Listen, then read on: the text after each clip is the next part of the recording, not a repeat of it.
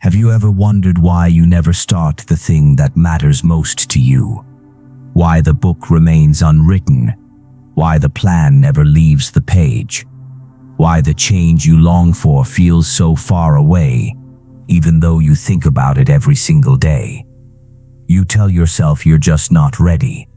You need more time, a better idea, the right mood, perfect conditions, but days turn into weeks, weeks into months, and still nothing moves. It's easy to call this procrastination, or even laziness, but what if it's neither?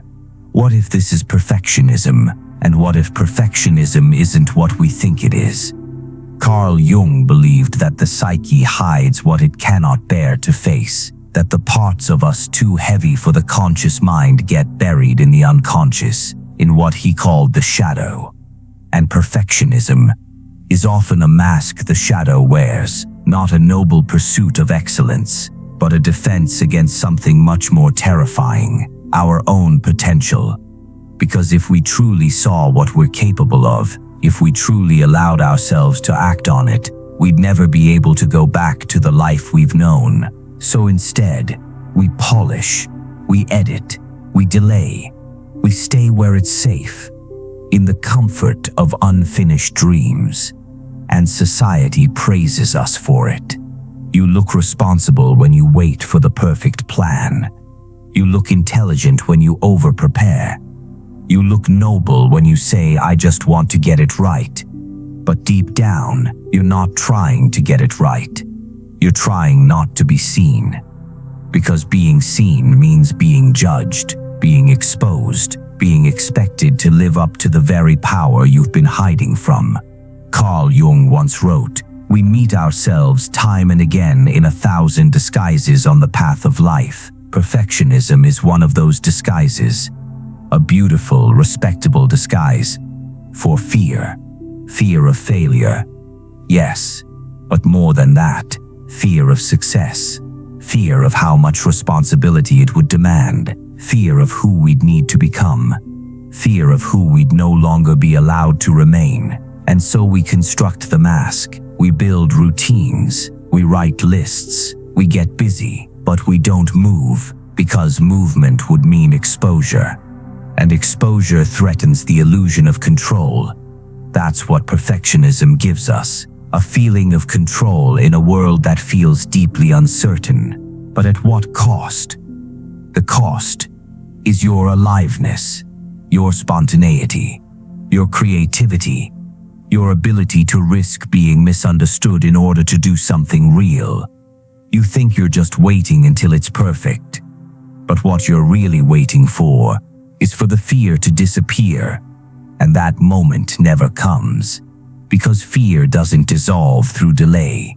It dissolves through action. You don't overcome fear by waiting. You overcome it by moving while afraid. What if you stopped trying to be flawless and started trying to be free? What would that cost you? It would cost you your image, your persona, the tightly controlled identity you've built around having it together. And that's terrifying, because for many of us, the image became the only way we knew how to be loved. We learned early that approval was earned through performance, obedience, success. So we sharpened the mask. We made ourselves impressive. And slowly, we forgot we were ever anything else. But deep underneath the mask, there is a voice. A quiet, persistent voice that says, I'm not here to be perfect. I'm here to be whole. Your perfection is not your truth. Your wholeness is. Wholeness requires honesty, and honesty is messy. It means you sometimes fail. It means you sometimes get it wrong. It means you're not always in control. But it also means you are real, alive, present. Jung taught that the path to individuation, to becoming your full self, requires us to reclaim what we've exiled into the shadow. That includes not just our anger, our shame, or our grief, but also our greatness, our power, our potential. Perfectionism is a way of keeping that potential out of reach, because if we stay in the realm of almost ready, we never have to confront the reality that we could have acted years ago and chose not to. Perfectionism delays the pain of truth, but truth is what sets you free. And what is that truth? That you've been waiting not because you're not good enough, but because you're terrified of what might happen if you stop waiting. You're afraid of the power inside you, of how big your life might become if you stop hiding. Because if you succeed, you can no longer pretend you're helpless. You can no longer blame the world. You'll have to show up consistently, openly, fully, and that is terrifying. So perfectionism becomes the perfect excuse, the most elegant form of self-protection. You're not procrastinating, you're refining. You're not afraid, you're preparing. You're not hiding, you're improving. Until years pass and nothing changes, you're still planning, still tweaking, still afraid. But now it's harder to admit because you've invested so much in the mask. And to take it off now would mean facing the one question perfectionism was always designed to avoid. What am I truly capable of?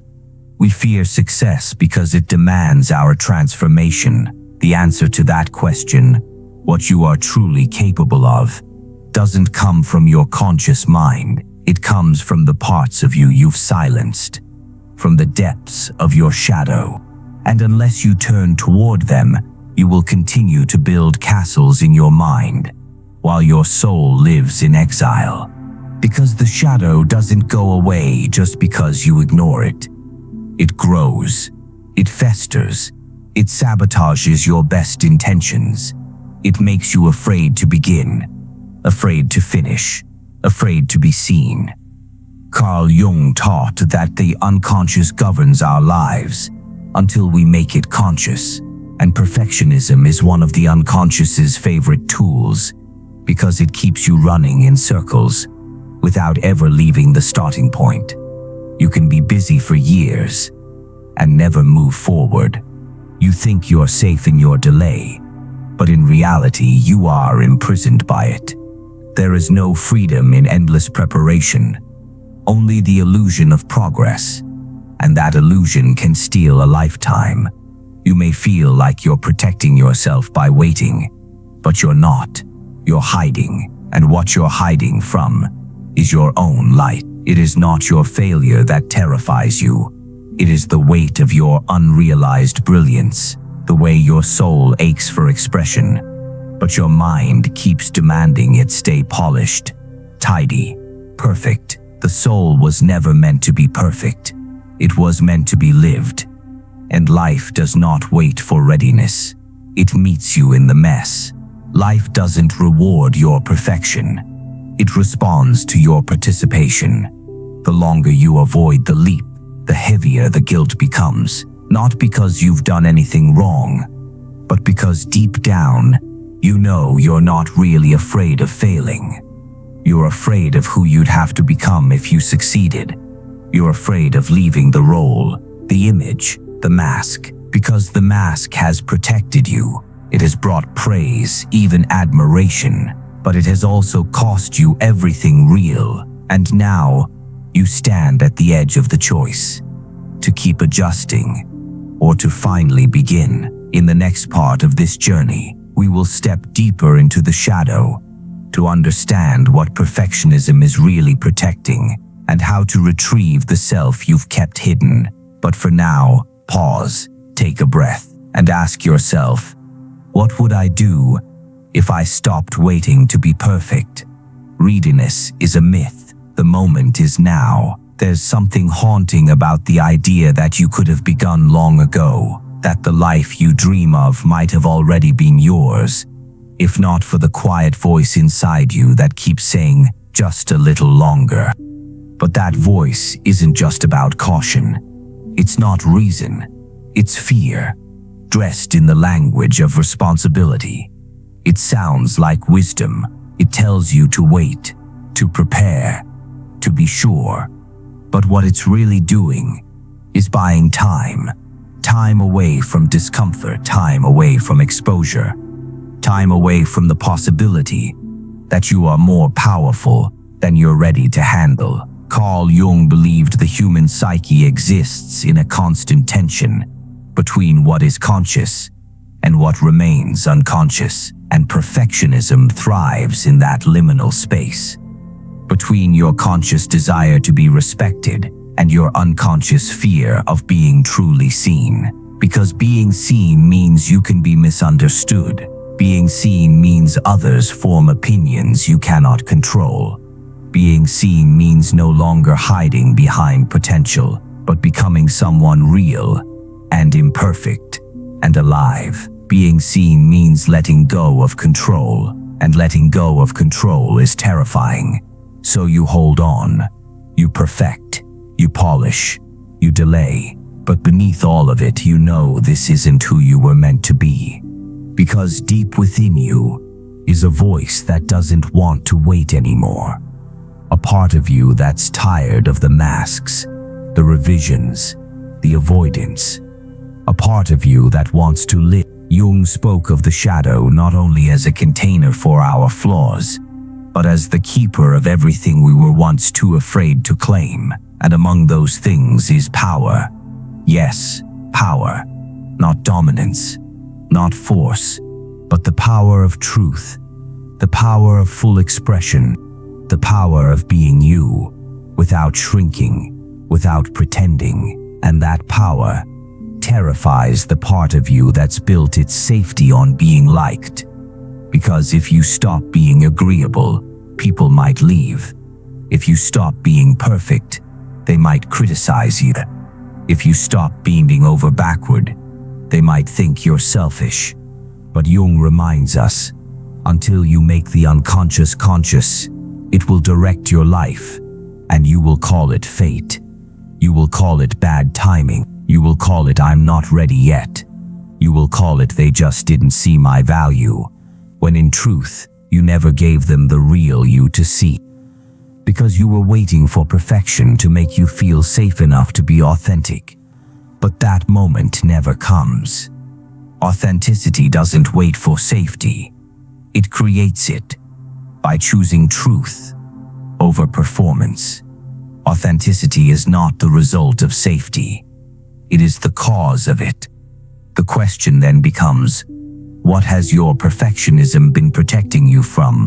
What feeling have you been trying not to feel? Is it shame? The shame of not being enough? The shame of being ordinary? The shame of wanting more? Or is it responsibility? Because once you claim your power, you have to live in it. You can no longer use the excuse of potential. You can no longer hide behind almost. You have to start showing up fully. That's why success frightens you more than failure. Because success is not just about achievement. It is about exposure. It is about visibility. It is about no longer being able to pretend that the life you want is out of reach. Jung understood this inner tension. He wrote about the process of individuation, the painful, courageous unfolding of the true self. It is not a path of comfort.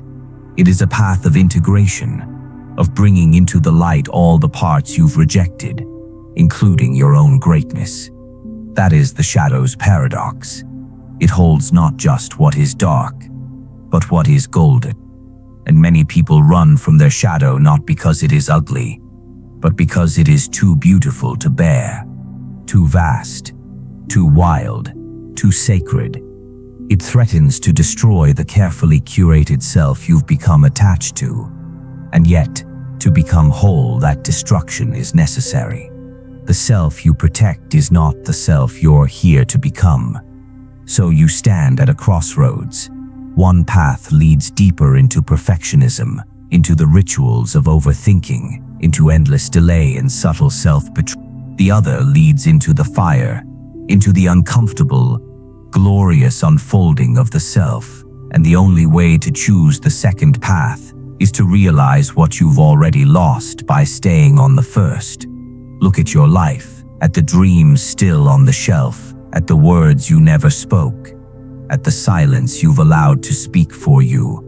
Look at how long you've been waiting, not just for the perfect moment, but for permission, for someone to tell you it's okay now, that you're finally ready, that you've done enough.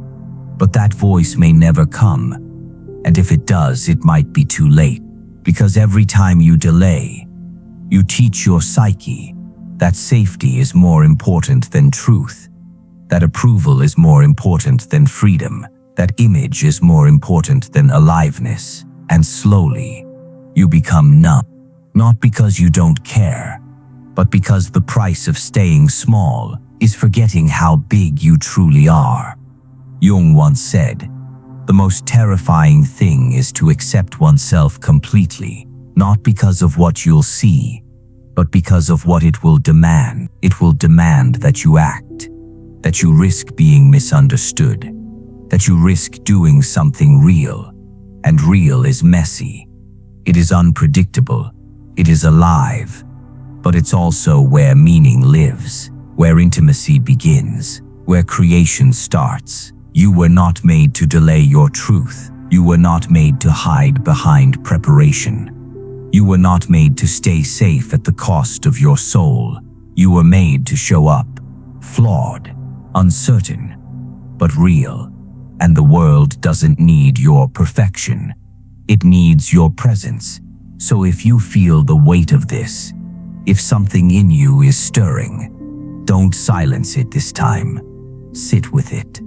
Let it speak. Let it show you where you've been hiding.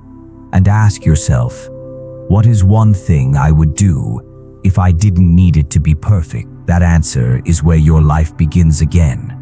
You've been taught your whole life to get it right, to be good, to be worthy, to never disappoint, to succeed, but without making anyone uncomfortable. You were rewarded for excellence, but not for authenticity, for politeness, but not for truth, for results, but never for rest. So it's no wonder that you've confused perfection with value, that you've learned to measure your worth by how flawlessly you can perform and how little space you take up in the process. Carl Jung saw this clearly. He knew the human psyche doesn't simply forget the parts it rejects. It buries them, and those buried parts, they don't disappear. They wait in the shadow, in silence, until one day they knock. At first, the knocking is quiet, a sense of restlessness, a fatigue that sleep doesn't fix, an ache you can't name. You try to be more productive, to clean up your schedule, to optimize your habits, to fix yourself. But the ache only grows, because what's hurting is not your performance, it's your soul, the part of you that's tired of playing small, the part that's tired of hiding behind perfect, the part that doesn't want to be impressive anymore, just real. Jung wrote, "There is no coming to consciousness without pain, and that pain is what you've been avoiding with perfectionism, not failure, not criticism, but the pain of finally confronting what you've given up in the name of being enough, the relationships you never deepened, the ideas you never acted on, the aliveness you never fully felt, because there was always something missing, some level you hadn't reached, some skill you hadn't mastered, some version of yourself you hadn't yet become. So you waited. You told yourself, I just need to be a little better first. But better never came, because better was never the problem. Better was the distraction. And the truth is, you don't need to be better. You need to be braver. Braver to be misunderstood. Braver to be seen without polish. Braver to disappoint the expectations you never agreed to in the first place. Because real freedom is not found in perfection. It's found in permission. The permission to be human. To speak, even when your voice shakes. To try, even when you're unsure. To begin, even when the outcome isn't guaranteed. Freedom is not perfection, it is permission. And yes, you will make mistakes, you will fail, you will fall short, but those things will not break you. What breaks you is the belief that you must never fall at all. That's what perfectionism does. It robs you of resilience, because it tells you that mistakes are unacceptable, and so you never build the muscle of recovery. But real power comes from falling and getting up again, a little wiser each time. That's the self Jung invites us to meet, not the one who has it all figured out, but the one who is whole enough to carry their contradictions, because you are not here to be flawless. You are here to be whole, to integrate the dark and the light, the strong and the afraid, the finished and the still becoming. That's where the shadow becomes your teacher. It shows you that your obsession with getting it right has nothing to do with love for your craft. It has everything to do with fear of being unloved if you don't. But the people who are meant to walk beside you won't be drawn to your perfection. They'll be drawn to your truth, not to your performance, but to your presence, not to your control, but to your courage. And you can't access that courage while waiting to feel ready. Readiness is a myth. It is a costume fear wears to keep you from moving forward. You become ready by moving, by risking, by learning through doing, not through endless revision. So ask yourself, what have you been endlessly refining, when in truth, you should have just started? What dream has been sitting quietly in the corner of your mind, waiting for you to stop hiding behind not yet? What part of you is tired of being rehearsed and wants to be real? Some truths are only born in action. Let that part of you speak now. The one who's done waiting, the one who's done performing, the one who's ready to show up as is, messy, honest, uncertain, but alive. That's where your power is. Not in polish, but in presence. Because no amount of perfection will protect you from the pain of being human, but truth will always carry you through it. You don't need to be perfect to be powerful. You just need to be present. So if you've been caught in the loop of preparation, of almost ready, of one day, let today be the moment you pause, breathe, and return. Return to the self beneath the performance. The voice that says, I may not be perfect, but I am here, and that is enough. And if you're not sure where to begin here. Say the thing. Start the project. Have the conversation. Take the step. Not because it's finished, but because you are finished with hiding. The step doesn't need to be perfect. It only needs to be taken. And if you fail, good. Failure is evidence of movement. It means you stopped hiding. It means you started trying. It means you're alive. That's what perfectionism fears most. Not failure, but aliveness. Aliveness is unpredictable. It's spontaneous. It can't be controlled. But it's the only place where your true self can breathe. So breathe. Begin. Speak. Create. Risk. Be messy. Be brave. Be seen. Because the version of you who never tries may feel safe, but they never get to taste freedom. Safety without self-expression is just another prison, and you weren't made for that. You were made to live. Carl Jung reminds us that the soul longs for wholeness, not approval, not perfection. Wholeness. That includes your fear, your doubts, your shadows, your gifts. You don't need to eliminate your fear. You need to walk with it, through it, because the path to your potential is not a path of erasing your flaws, but embracing your fullness. That's how you reclaim the self perfectionism tried to bury. not by being extraordinary, but by being real. If this spoke to you, take one moment before you click away. Let this truth settle in your body. Let it guide your next decision, not from fear, but from self-respect. And if you're ready to truly live this, not just understand it, but practice it, then keep watching the next video. Together, we'll explore how to dismantle the inner rules that keep you stuck in endless self-editing. And in the meantime, train what you've just heard. Don't just agree. Apply, speak more honestly. Take up more space. Choose action over polish. What insight stood out to you most from this video? What have you been avoiding under the name of perfection? Write it in the comments. Not for others, but for your own clarity. Sometimes writing it down is the first act of becoming real again. Thank you for walking this far. Now walk it in your life, because the world doesn't need your perfect self. It needs your true one.